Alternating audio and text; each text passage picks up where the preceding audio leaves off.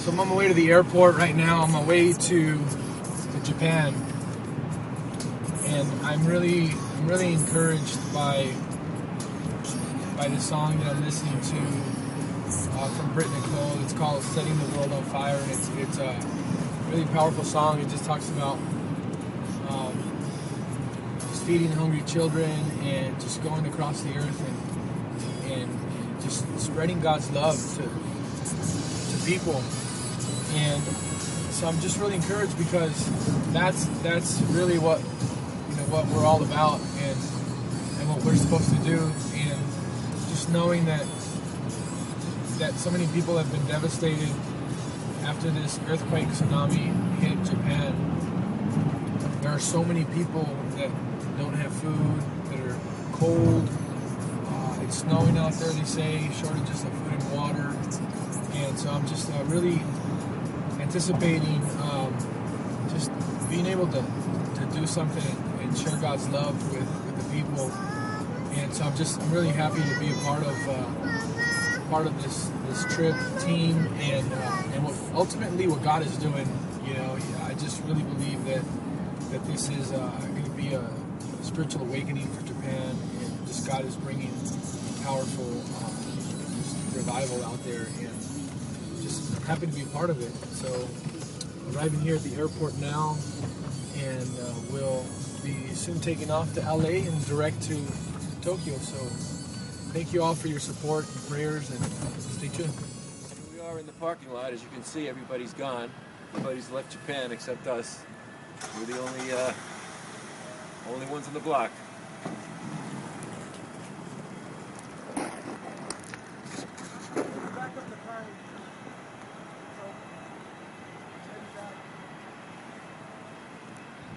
What are you thinking, Randy? I see your face. I'm thinking it's pretty quiet out here. It's kind of freaky, huh? It looks like the rapture days, right? Well, it's a lot of interesting end time stuff going on. But hey, we're here to help, and that's what we'll do. So, the French embassy, actually many of the European embassies, the Chinese embassy, the Russian embassy, is telling everybody to run for the hills, to get out of Tokyo, get out of this island that we're on. Is called Honshu, and they don't trust what the Japanese government nor the Tokyo Electric Company is the information that they're telling us about the nuclear reactors. So these other nationals are leaving, escaping, and this idiot's going to try to go through the stop sign. Let's see. But dude, my wife's Japanese. I'm not going to just abandon her. I've been here too long. The radio reception around the airport here in Narita is not very good, so yeah, this is a military radio from Yokota Air Force Base. Probably everything's. So we're on our way to Shinomaki, which is northeast of Sendai City. We have just gotten on this bus that has special permits. We've got Carlos here, Randy. We have a gentleman named Hiro, who's a local here, Japanese young man, as well as Tom and our team. We're going to go and do this field assessment and connect there with the local government. So we're really looking forward to seeing how we can help and how we can best be used out here. Introduced a telemedicine project in place up in Hey, just below Swan. getting ready to go into the field. For several years. Yes, we're gonna try and do our best. He's not an engineer. I'm the Executive Director of Comprehensive Disaster Response Services, registered in Pakistan, and Shine Humanity's Sustainable Healthcare Initiatives, now empowering humanity in USA.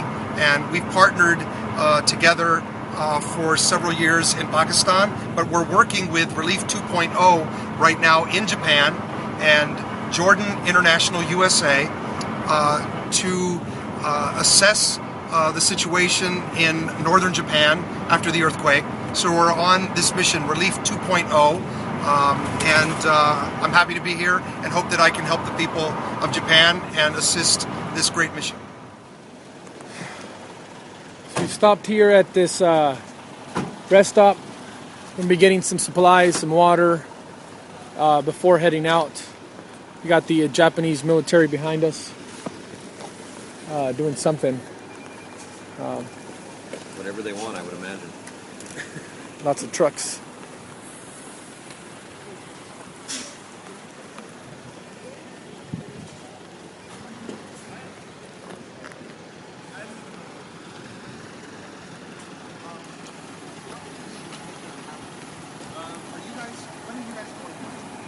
I'm going back tomorrow or day after tomorrow.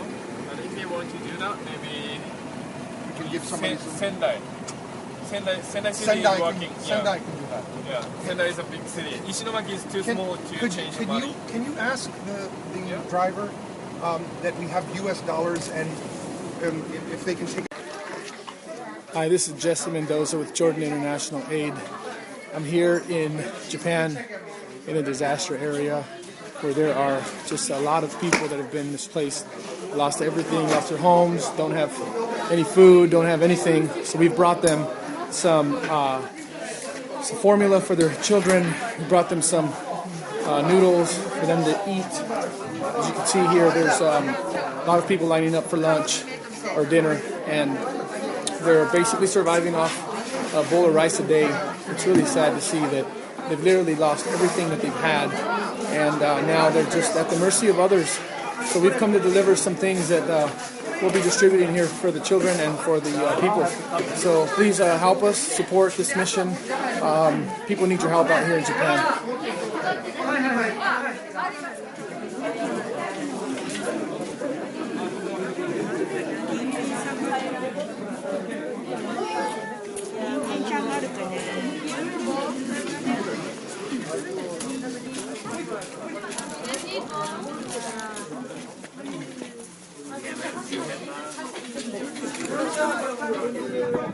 This is Jesse Mendoza with Jordan International Aid. I'm in a city called Ishinomaki in Japan here after the earthquake and tsunami devastated these areas. You can see a lot of ruined buildings, cars that are smashed, vessels that are in the middle of the streets, light poles that have been snapped like toothpicks all around me. You'll see the devastation here.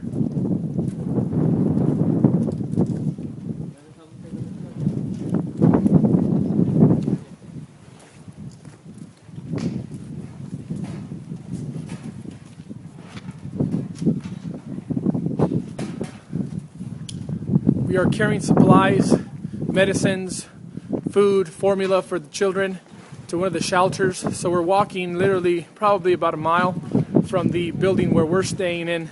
We're fortunate to be able to stay in a building where the government has allowed us to sleep in one of the rooms, powered by generators and such. So thank you for praying for us. Continue to help this mission and the people of Japan. From islita.org, and also Jesse and Carlos from Jordan International Aid. In the devastation, we've seen many shop builders trying to rebuild their lives after being swept away of perhaps every material possession they have. This is just a representation of one of those. This is a florist owner, very sweet middle-aged lady with her mother here, trying to make ends meet, trying to put together their lives with what remains from the tsunami devastation. As we came across her, we saw her desperately trying to clear the mud and the sea mud from her storefront. As one of us began shoveling the mud for her, she just broke down in tears, beginning to say, thank you so much, and that's the interview that you'll be seeing later, where one of our members is praying with this shop owner as she in tears is just expressing her gratitude. At this point, we've taken a moment away from the disaster relief element, and we've taken time for the personal element. We've taken time to help a young woman rebuild her life after the devastation of the earthquake. We're merely just moving things out of her shop, trying to get her organized and just clearing out so she has a front porch in front of her. Our prayers and our thoughts and our efforts will continue to go for all the people of Japan, but this represents just one of them.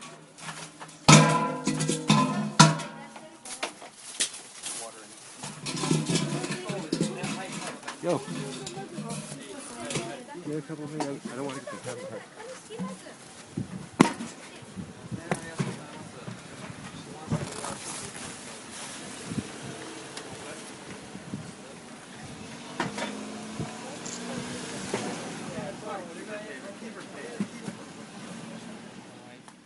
And I just can't think of moving, so I'd like to try my best to reset up my business and my shop here. So I'm going to ask you to do it. 皆さんありがとうございます。今日はとってもありがとうございます。この通り店住居兼お店がこのようになりました。でもやはりここに生まれて住んで育ってここまで来ました。それで店の仕事は花屋ということですが、やはり再建ということにしたいっていう考えはあります。ただ今はもうこのような状態で仕事ができるとか住めるという状況ではないので、とにかくこちらで再建できるように努めたいと思います。本当に今日は皆さんありがとうございました。佐藤さん来た。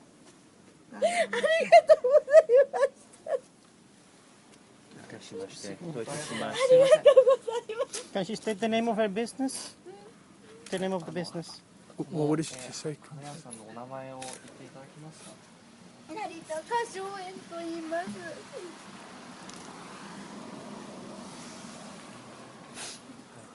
ありがとう。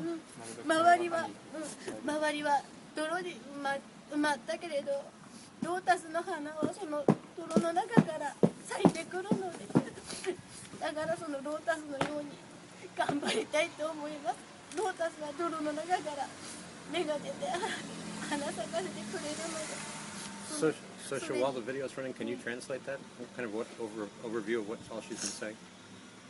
花屋なので、それでお話の方がいいかなと思います。ロータスです。ありがとうございます。ありがとうございました。ありがとうございます。ありがとうございます。どういたしまして。どうもありがとうございます。ありがとうございます。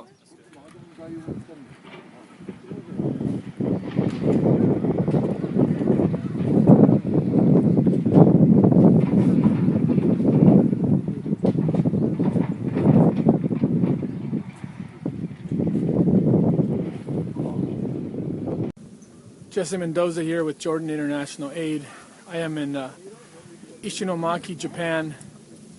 It is extremely cold. I could feel the cold weather just stinging my body. I'm wearing a jacket, basically 3-4 layers of clothing, and it's just really, really cold. Behind me is just the area that was devastated along the coastal line. You can see cars that are inside houses that were swept away by the water. It's just a mess out here. So many people have lost their lives and are in shelters at this time in this weather with very little food. About one bowl of rice a day is what they're getting. Just so much need out here. Children need formula and very basic things. When I think about what these people have gone through here in Japan, my heart just aches so bad at the thought of how so many times we complain about such insignificant things back home. When you think of the lives of people here in Japan and they've lost literally everything, and family members, their houses, and everything that they've ever hoped for and have worked so hard for, and they've literally lost it within seconds. I want to just ask you to continue to pray for the people of Japan. I really believe that God is bringing a revival here. I believe that God is just awakening this country for a great move of His Spirit here. And I ask you to pray with all your heart that God may pour out His Spirit here in Japan, and for you to continue to help the people, help us, help them.